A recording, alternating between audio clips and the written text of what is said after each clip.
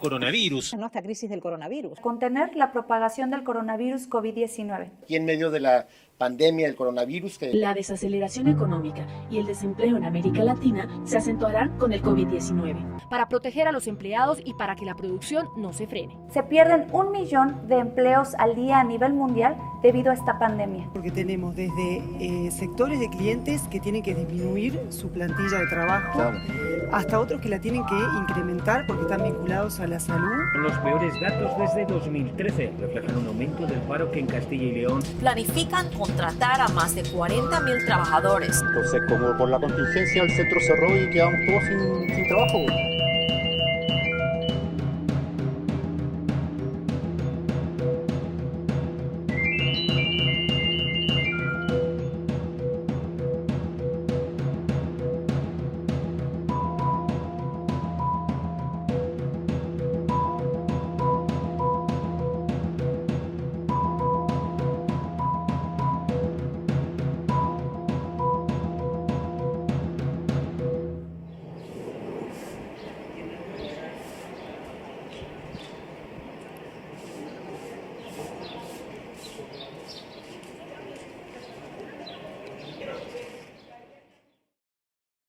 Este es el segundo programa de la serie Crisis 2020 de TV UNAM, que está dando seguimiento a la crisis que se generó a partir de la pandemia del coronavirus desde principios del año y que rápidamente se extendió por el mundo entero con consecuencias muy intensas en la producción, en las condiciones del trabajo y en muchos otros aspectos con implicaciones económicas, sociales y humanitarias.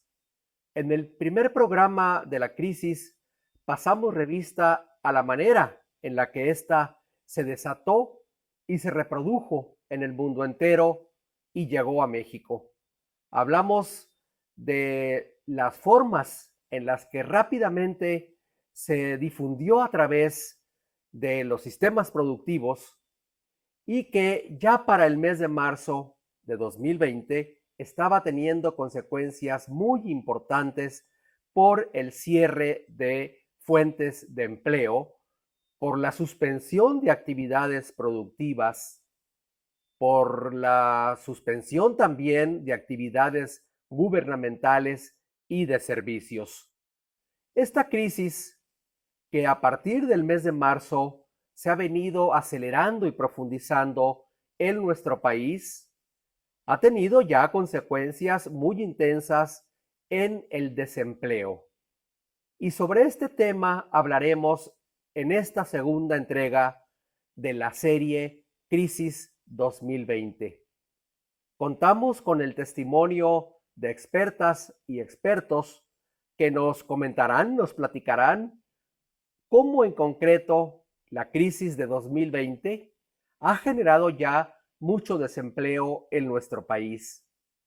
Cómo esto se ha originado fundamentalmente por el aislamiento social, por la suspensión de actividades que se ha tenido que realizar para tratar de frenar la expansión de la pandemia. Y en ese sentido, la suspensión de actividades necesaria para frenar la pandemia ha tenido ya consecuencias que han conducido a muchas empresas a cerrar temporalmente sus actividades, a suspender los trabajos. Y por tanto, la pandemia ha generado un efecto distinto al de otras crisis. Esta es una crisis íntimamente vinculada con la cuestión sanitaria. En febrero, sobre todo en marzo, la discusión era cómo parar actividades para frenar la reproducción de la pandemia. Ya desde mediados de mayo, la discusión pasó a ser cómo empezar a reactivar las actividades económicas a medida que en muchos países empezó a ceder la pandemia. Es un problema complejo. El mundo y México estamos ya reiniciando actividades después de la suspensión del aislamiento al que nos vimos obligados para evitar una reproducción más acelerada de la pandemia. Es un tema complejo porque esta todavía continúa. Mientras tanto, ya ha habido muchas consecuencias en el desempleo. Y sobre esto hablaremos en la segunda entrega de la serie Crisis 2020. Comparte este espacio Rolando Cordera. ¿Cómo estás, Rolando? ¿Cómo estás viendo el problema? Gracias, Enrique. En efecto, probablemente nunca había habido tanta gente trabajadora en el mundo, tanto empleado subordinado. Marx hubiera dicho tanto proletario. Y al mismo tiempo, nunca había enfrentado el mundo, como en las últimas 2 o 3 semanas, tanto desempleado, tanta gente sin trabajo, expulsada de sus lugares de obtención legítima, legal, orgullosa de los ingresos necesarios para consumir, para su familia, para aspirar al bienestar. Esa es la enorme paradoja del mundo actual. El mundo industrializado, el mundo globalizado, el mundo del empleo y al mismo tiempo el mundo de unas grandes cantidades de gentes sumidas en la desesperanza, en la desolación, en la falta de perspectivas, porque perdieron lo que concreta su dinámica, su esencia, que es la de todos los humanos, que es la de trabajar. Vamos a ver qué nos dice a este respecto Norma Samaniego, nuestra muy distinguida estudiosa del tema en nuestro país. Estamos inmersos en una crisis muy singular que nunca imaginamos. Entramos a un coma inducido de la economía. Como no tenemos ningún remedio conocido para la pandemia, el único que tenemos es el confinamiento. Y este confinamiento ha paralizado la actividad económica en gran parte de los países del mundo. Una de las principales áreas que se ve afectada de inmediato es la del empleo. La Organización Internacional del Trabajo estima que en el mundo, en el primer trimestre de este año, se perdieron 130 millones de empleos. Es una crisis como ninguna otra que hayamos conocido en nuestra generación, y yo diría que en muchas generaciones más. Tenemos un grupo de empleo muy grande que está en una gran vulnerabilidad. Ellos son 31 millones de personas en el empleo informal. Tuvimos una cifra de personas que perdieron el empleo en el Seguro Social de 686,000 en el último bimestre. Esta pérdida bimestral es la más grande que conocemos en todas las cifras de la historia. Tenemos que potenciar la acción conjunta sin precedente del Estado, de los organismos multilaterales, de los sectores productivos y de toda la sociedad. Debe pensarse en cómo dar un ingreso al desempleado que ha perdido su ingreso y apoyar también a las empresas, sobre todo a las empresas pequeñas que no tienen liquidez para hacer frente a su nómina, a sus rentas, a sus proveedores. Todo esto no se debe perder porque después es muchísimo más difícil volverlas a recuperar. Como ha dicho Norma, la actividad económica mundial entró en un coma inducido. Fue una reducción súbita del ritmo de producción. Y este impacto se sintió, como Norma lo dice, en el desempleo, que para el caso de México ya había ocurrido a mediados de marzo, continuó durante abril y todavía sin tener la información de mayo, podríamos decir, por varios indicios, que el desempleo ha continuado agravándose. Ahí está la consecuencia directa e inmediata. Es desempleo que se está traduciendo en una reducción del ingreso disponible de los hogares y por tanto de su capacidad de consumo. Y esto, como lo ha documentado el Consejo Nacional de Evaluación de la Política de Desarrollo Social, provocará durante 2020 un incremento de la pobreza monetaria, es decir, de la pobreza por ingreso de las familias y las personas.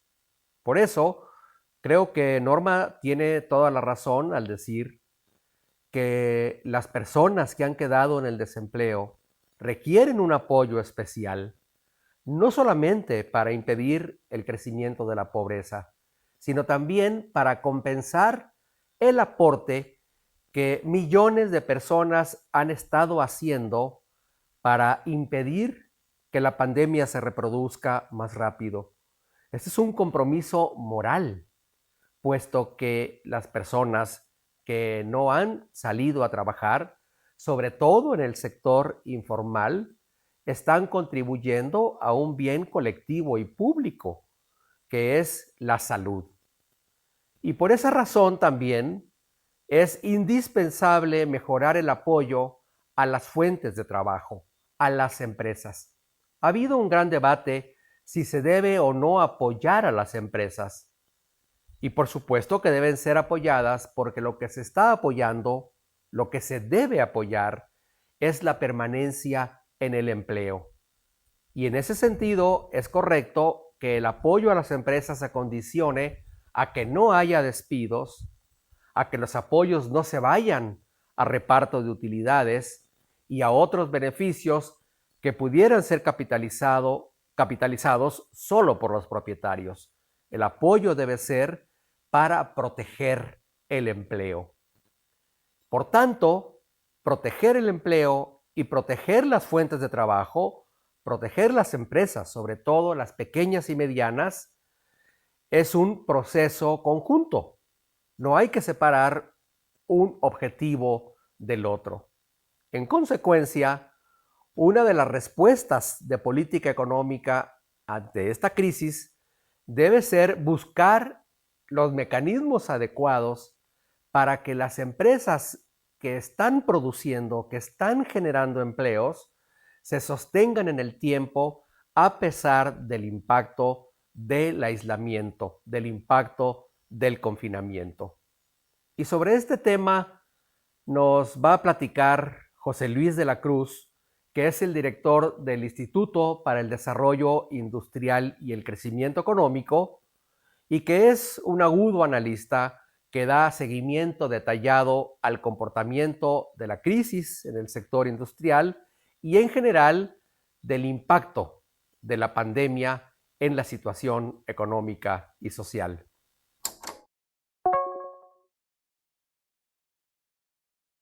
Me parece que la crisis causada por el coronavirus lamentablemente vino a incorporarse a una tendencia de recesión económica que ya existía en México desde el 2019 y que de manera particular le afecta a la industria nacional. La mayor pérdida de empleo se está generando en sectores asociados con la industria. A estos sectores industriales, pues también se le agrega ya la pérdida de empleo en la parte de servicios. Esto, en esencia, nos muestra un mapa que explica los 555,000 empleos perdidos en el IMSS tan solo en el mes de abril, que junto con lo que ocurrió en marzo, pues son casi 700,000 fuentes de empleo menos registradas ante el Instituto de Seguridad Social.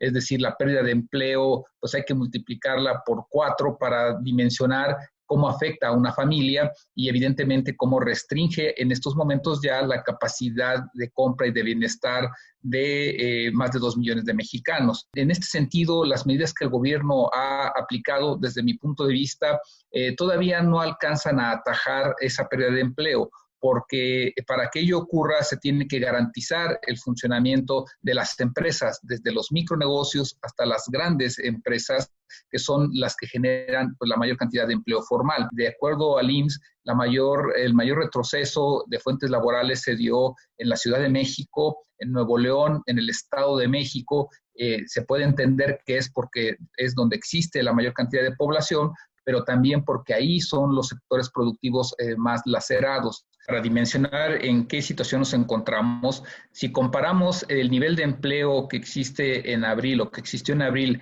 con respecto al inicio del sexenio, lo que tenemos es una reducción de 530,000 plazas laborales. En lugar de crear el famoso 1,000,000 de empleos que cada año requerimos, pues tenemos una reducción de más de 500,000. ¿Esto qué nos plantea? Estamos en el nivel más bajo de registro de empleo ante el Seguro Social desde junio del 2018, es decir, prácticamente 2 años de retroceso. Por lo tanto, la recuperación de esas fuentes de empleo sí va a requerir, desde mi punto de vista, que transcurran al menos año y medio, es decir, vamos a llegar al 2022 para alcanzar los niveles previos a la presencia de coronavirus. Y esto va a requerir, me parece que un acuerdo nacional ya no nada más de preservación del empleo y de fomento a la inversión productiva, sino también de garantizar que los sectores productivos estratégicos en las regiones estratégicas en donde se tiene la mayor capacidad de generar crecimiento económico y en donde también deba de existir una estrategia de tratar de apoyar lo hecho en México. Para generar empleo, lo que necesitamos es que las empresas en el país tengan producción y fortalecer el contenido nacional, tanto de las compras de gobierno, de la inversión pública, es decir, que usen más insumos fabricados en nuestro país, es un primer paso. Un segundo paso es generar que la banca de desarrollo tenga programas de financiamiento a esos sectores estratégicos que son los que mayor impacto en el crecimiento pueden propiciar. Y tercero, también me parece que un acuerdo con el sector privado para tratar de generar una mayor vinculación entre las estrategias públicas con las del sector privado. Qué pertinente que José Luis de la Cruz nos recuerde, nos remita al tema fundamental para México, que es su industria, su industrialización. Llevamos muchas décadas intentando volvernos un país industrial en toda forma, un país con capacidades de autorreproducción, con potencialidades creadas o instaladas dentro de nuestro país, aliándonos y no con la inversión transnacional. Pasamos de ser una industria protegida a ser una industria abierta al mundo, que se convirtió pronto, por ejemplo, en una de las grandes exportadoras de automóviles, utensilios, bienes necesarios para la producción de autos, camiones y otro tipo de transporte. O sea, buena medida la historia mexicana es la historia de su esfuerzo industrializador y es también la historia de sus frustraciones por no haberse podido convertir hasta la fecha en un país plenamente industrial, que es lo que debe ser, qué es lo que puede ser y de lo cual depende, yo diría, su futuro, pensando en la cantidad impresionante de gente joven que domina nuestro país, que es dueña del territorio nacional, y dentro de esta enorme cantidad de jóvenes, los muchos jóvenes que están buscando capacitarse, prepararse en las universidades, en las escuelas técnicas, etcétera. Y por otro lado, lo que tenemos que enfrentar ya de inmediato es lo que José Luis de la Cruz nos presenta de una manera muy plástica y desde luego muy consistente porque lo conoce.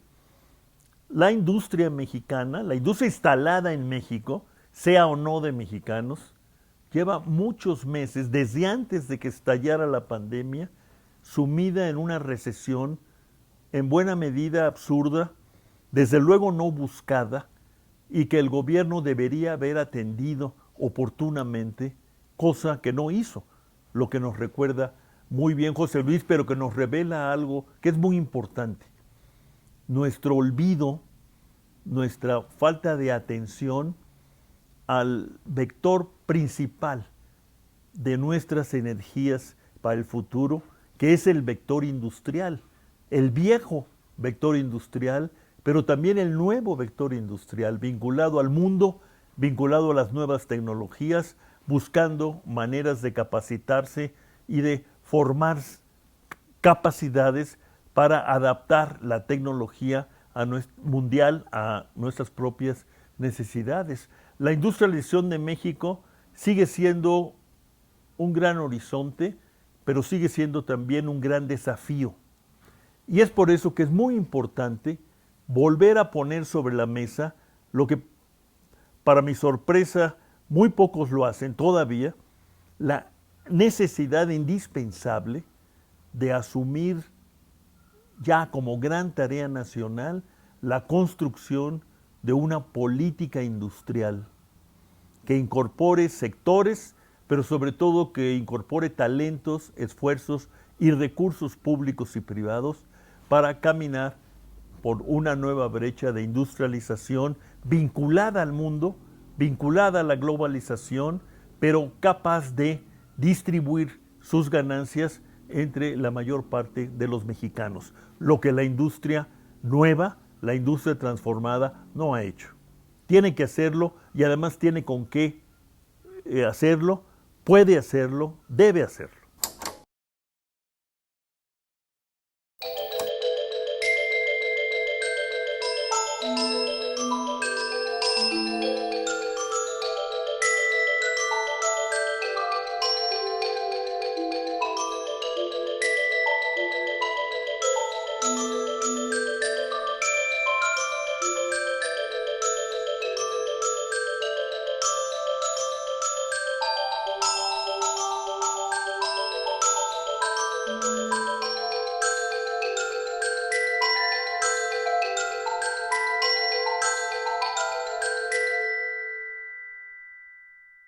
Pues yo veo afectados a todos los sectores. Por ejemplo, aquí como estamos en la colonia Condesa, pues había muchos eventos sociales, fiestas y pues todo eso se cerró.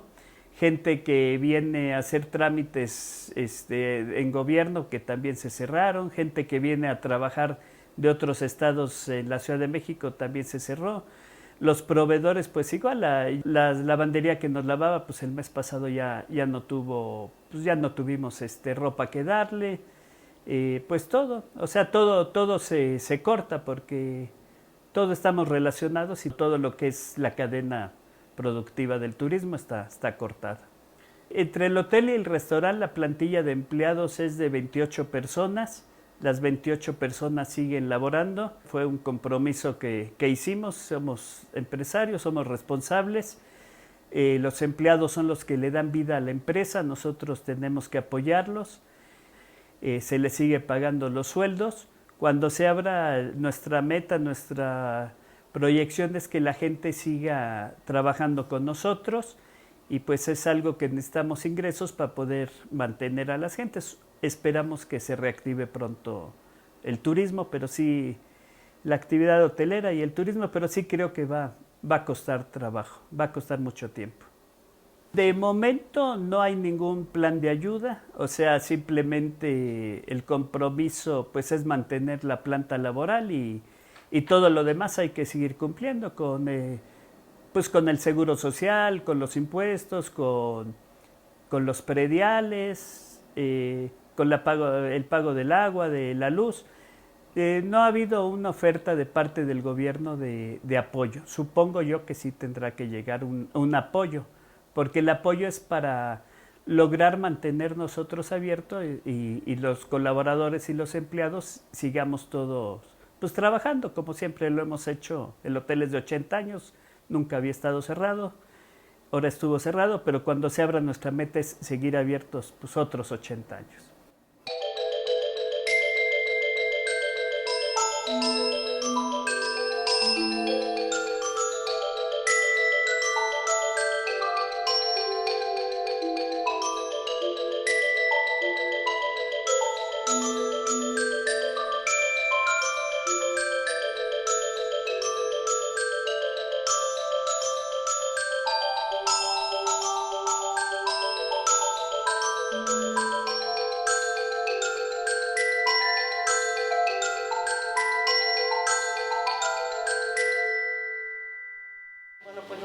Durante esta pandemia no hemos cerrado, hemos estado laborando de lunes a viernes, respetando todas las disposiciones del gobierno, usando el cubrebocas, vendiendo la comida para llevar. Se quería cerrar el local, Pero dado que nosotros requerimos trabajar día con día para mantener a nuestras familias, las personas que laboran conmigo son madres solteras y pues por ello tuvimos la necesidad de pues arriesgarnos y salir a trabajar. Nosotros llevamos, pues las personas que colaboran conmigo llevan la comida a las casas, sobre todo las personas de la tercera edad nos llaman y bueno, ya mis compañeras les llevan la comida. Tenemos que tomar muchas medidas para ir por los insumos, entonces obvio nos ha bajado mucho pues los ingresos de la cocina. Hemos aguantado, hemos estado al pie de cañón y yo creo que la mejor manera pues es cuidándonos, tomar las medidas precautorias necesarias y seguir trabajando.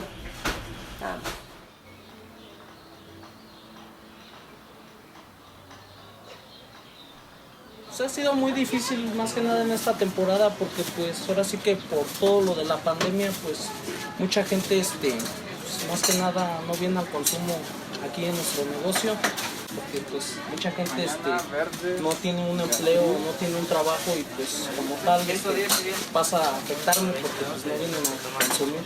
Pues en ciertos productos han subido bastante. Ahora sí que pues mucha gente pues ya viene con cierta cantidad de efectivo, pues que les digas de la noche a la mañana que cierto producto sube, pues también les pasa a afectar ahora sí que en lo económico. Varios colegas pues han dejado de trabajar porque pues por lo mismo, ahora sí que por lo de la cuarentena pues les han pedido que cierren más en lo que son alimentos. Nosotros porque pues se nos ha permitido, hemos corrido con la suerte que se nos ha permitido poder trabajar más que nada por el consumo de productos básicos como es el jitomate, el tomate, el chile, la papa. Pues mucha gente al no tener ciertos productos pues no puedes cocinar por lo mismo, pues yo vivo de la gente y pues yo no tengo otro ingreso. Desde los inicios, desde antes quizás de que se reconociera la pandemia y desde luego desde que la sociedad mexicana y el Estado la reconocieran como algo realmente grave y amenazador, teníamos noticias de que en una actividad que se ha convertido, entre otras, en uno de los grandes signos de la modernidad y de la globalización, estaba sufriendo, resintiendo efectos devastadores provenientes del cierre de actividades exigido por la pandemia. Me refiero al sector turismo. Ahí se ocupan decenas de miles de gentes y están vinculados directa e indirectamente a sus actividades, quizás cientos de miles. Y hoy lo que tenemos como panorama desolador de una especie de película de ciencia ficción vinculada a los grandes desastres del mundo, son hoteles vacíos, restaurantes cerrados, tiendas vendedoras de todo tipo de bienes destinados al turismo, también cerrados.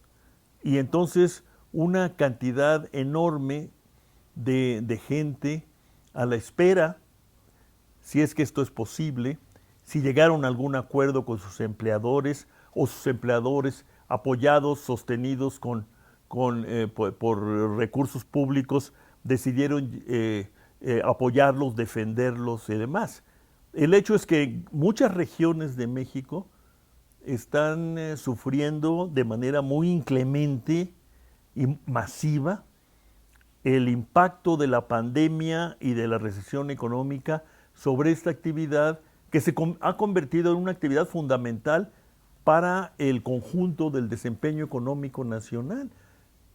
Si no me falla la memoria, el turismo y aledaños representa entre el 8 y el 10% del Producto Interno Bruto.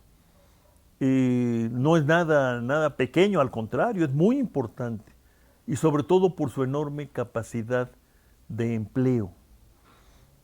Y esto se nos ha venido encima y no ha habido todavía medidas correctivas suficientes como para, por un lado, evitar que esto se convierta en una tragedia social inmediata y sobre todo para evitar que los cimientos de esta actividad, los cimientos de su dinamismo, se corroan, sufran daños mayores que luego les impidan o les obstaculicen participar activamente en la recuperación económica que todos ansiamos, que todos decimos querer y que en efecto debemos tratar de cuajar.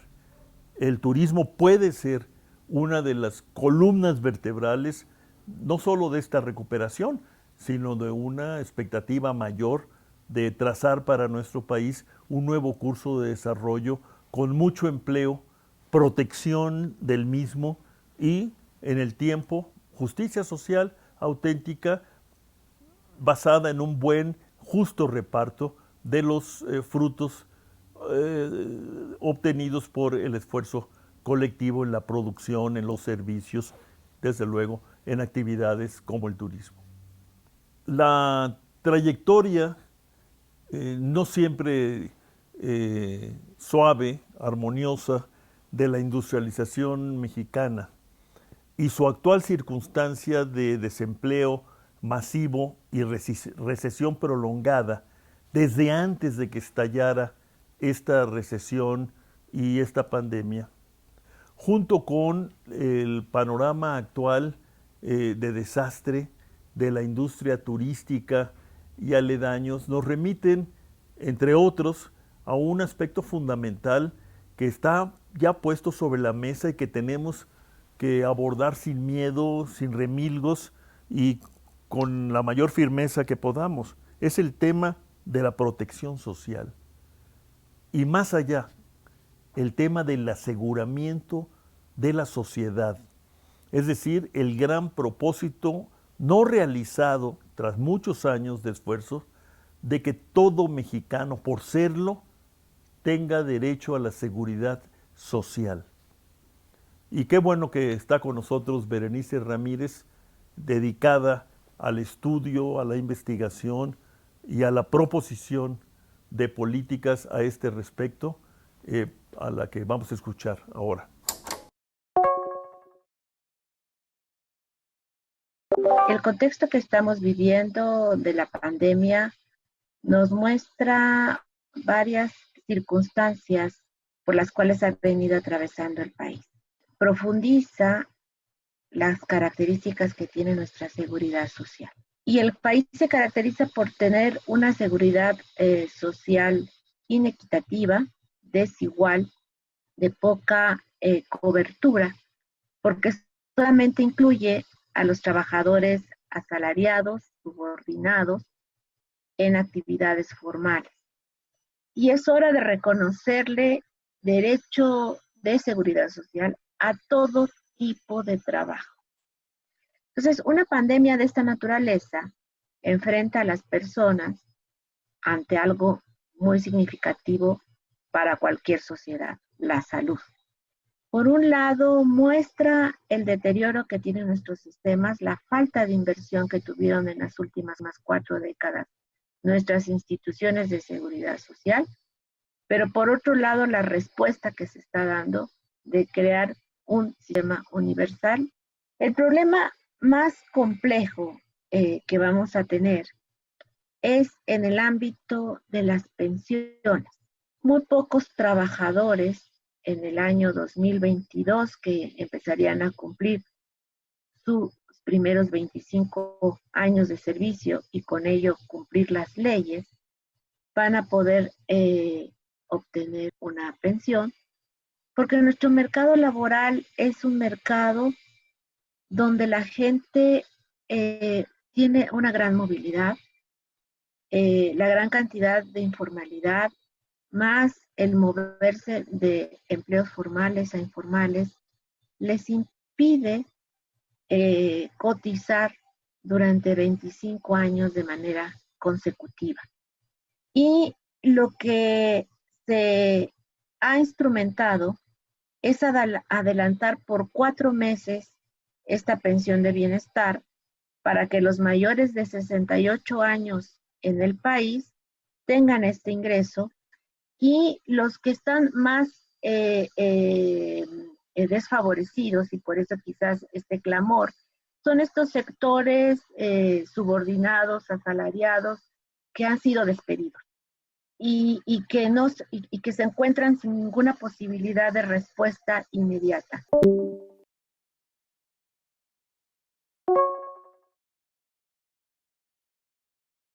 A raíz de la pandemia del COVID-19 va a haber, seguramente habrá, aumentos muy importantes de pobreza, extrema pobreza y desigualdad. Partamos por la pobreza. La pobreza en la región llegaría a 34.7% en 2020 si no se implementan las medidas anunciadas. Aquí estamos viendo cifras de pobreza, ¿verdad?, que son resultado de esta pandemia COVID-19, pero que todavía no medimos realmente el impacto de las medidas que se están aplicando. Pero aún así podemos ver que es muy delicada esta cifra, porque estamos hablando que la pobreza aumentaría de 30,3 a 34,7, estamos hablando de un aumento de 186 millones de personas a 214 millones de personas, y la pobreza extrema sube de 11 a 13,5, de 67 millones de personas a 83 millones de personas. Hay muchos grupos que no pueden trabajar a distancia, que viven en el hacinamiento, que les falta agua, que el saneamiento no está disponible y por lo tanto tienen mayores riesgos de infección, y ese mayor riesgo de infección está sobre todo en las poblaciones más pobres y vulnerables. Y uno de los grupos que a nosotros nos preocupa en particular son los trabajadores informales, los que dijimos 53% de la población económicamente activa. Son personas que a veces no pueden generar ingresos y que carecen de ahorros, o más bien en esta pandemia no pueden generar ingresos y carecen justamente de esos ahorros para no caer en la pobreza extrema. Entonces, para los pobres, las cuarentenas tienen peores consecuencias familiares, sociales y económicas, y además son muy difíciles de cumplir. Así es que hay que pensar cómo vamos a coexistir con el COVID-19. La medida más importante para contener esta pandemia o para superarla va a ser el empleo. Y por eso proteger el empleo es una de las opciones más importantes. Ahí 7 países han tomado estas medidas importantes, 6 países ausencia laboral optativa. Pero entonces vemos que el teletrabajo, la seguridad en el trabajo, la seguridad laboral es otro de los temas muy importantes, protocolos especiales para poder, como les decía, coexistir con el virus. Y proteger ingresos con ingresos ante ausencias, licencias por enfermedad, medidas relacionadas con el seguro del desempleo, prohibición de despidos. Yo creo que esto es uno de los temas para nosotros más importantes. Los gobiernos deben garantizar transferencias monetarias temporales para satisfacer las necesidades básicas y sostener el consumo de los hogares. Esta es la salida, porque no hay actividad económica. Entonces, garanticemos por lo menos a las personas en situación de pobreza, ¿verdad? O sea, las que dijimos, 215 millones de personas. Garanticemos a ese grupo que es 34.6% de la población. Y eso costaría 1.7% del PIB por 3 meses y 3.4% del PIB por 6 meses. A eso le estamos llamando nosotros ingreso básico de emergencia.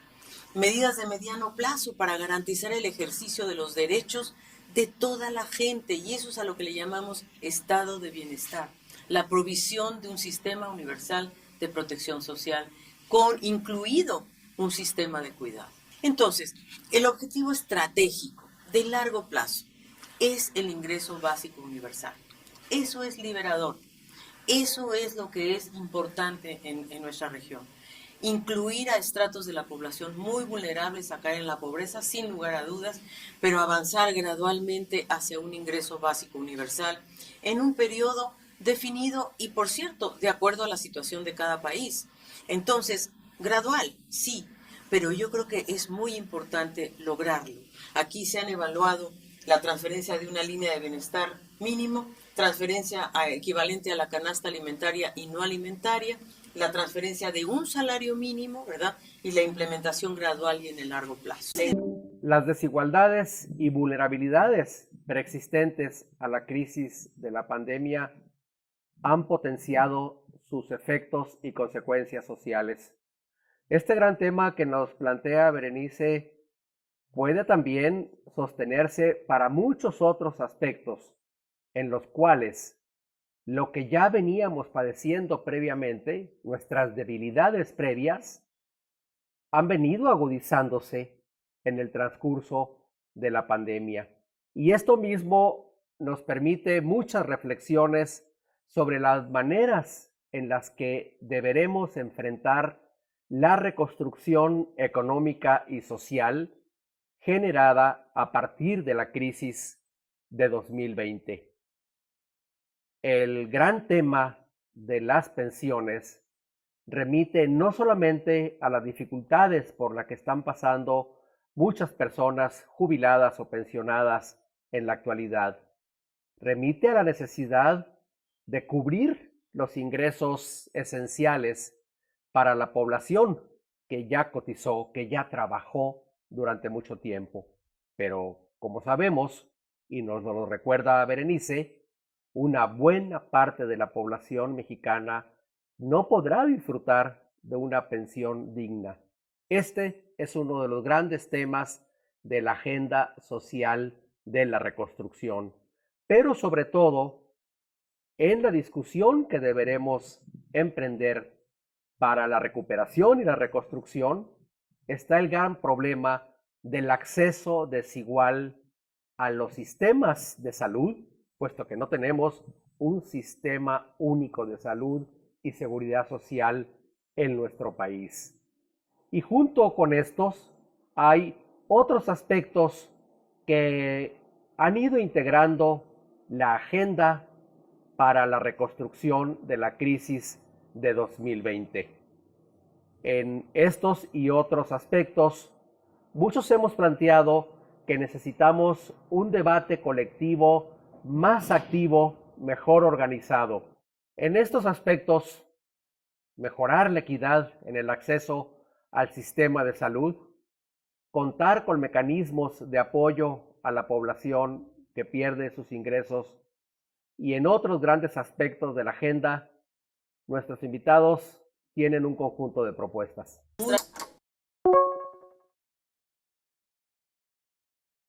A mí me parece que el sector laboral, es decir, la calidad del empleo que se tenga en México, no nada más tiene que verse como un elemento económico, es un elemento social. Al final de cuentas, el empleo es la variable que resume qué tanta capacidad de generar bienestar tienen los trabajadores en su familia, en su nicho social. Y eso es un factor de estabilidad que puede estar en juego si la pérdida, si la reducción de puestos de trabajo continúa. Yo pienso que la pandemia ha revelado la fragilidad del contrato social, ha evidenciado con toda crudeza las desigualdades existentes y las ha hecho más agudas. Las personas que viven al día no se pueden dar el lujo de permanecer recluidos. Todo este grupo de personas que ha ayudado a los demás a que puedan permanecer confinados, están exponiendo también su salud. Es decir, estamos recayendo en personas que tienen ingresos bajos y medios para poder sobrellevar el confinamiento. Yo creo que la nueva normalidad exige cambios radicales en la política y en la estructura social de las últimas décadas. Es necesario aumentar la presencia del Estado en servicios básicos y universales.